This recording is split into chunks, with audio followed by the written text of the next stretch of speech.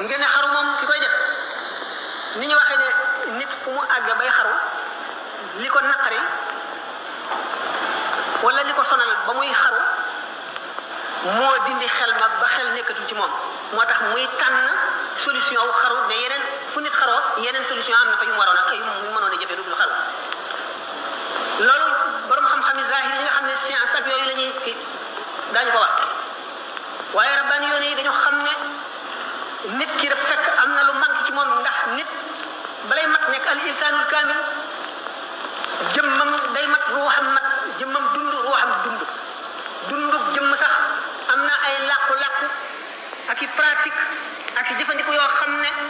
mën na am lu ca manqué muy dem ci mbirum entraînement ba àgg ci koo xam dañuy defee ne du neenu kese te fekk na du dara yàlla bindee noonu li ñuy wax la perfectibilité de la nature humaine moo àgg foofu rek nga xam ne nit ki mën na tàggatu ci dara ba di ca def loo xam ne ki ko xamul day jàpp ne kii li muy def ak njabar la wala leneen la te fekk daf ca tàggatu rek naka noonu la doomu aadama bi mën a tàggatoo ci yoonu yàlla ba àgg ci loo xam ne daañu ko nekk nit sax mu ne loolu mënul am kii day nax boppam wala ñii dañoo dof wala dañoo gëlëm te fekk ne déedéet yàlla ni mu bindee nit moo àgg ci loolu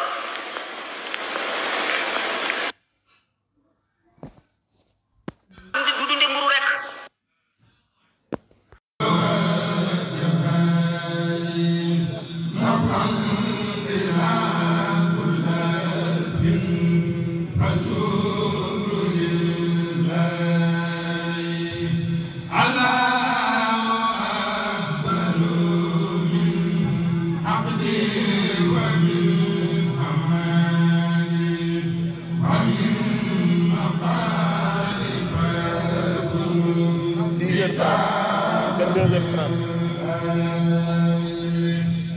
la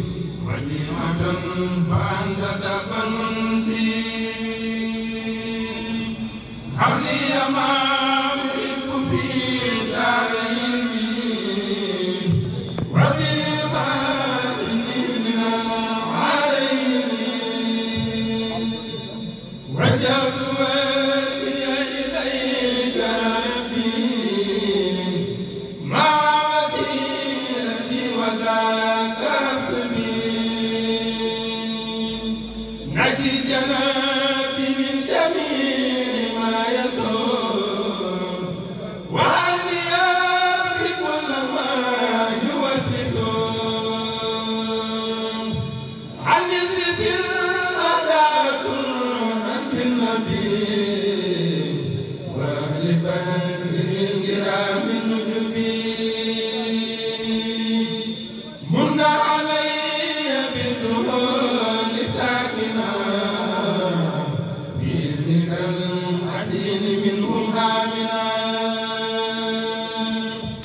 أنت الذي تعصم من بك قسم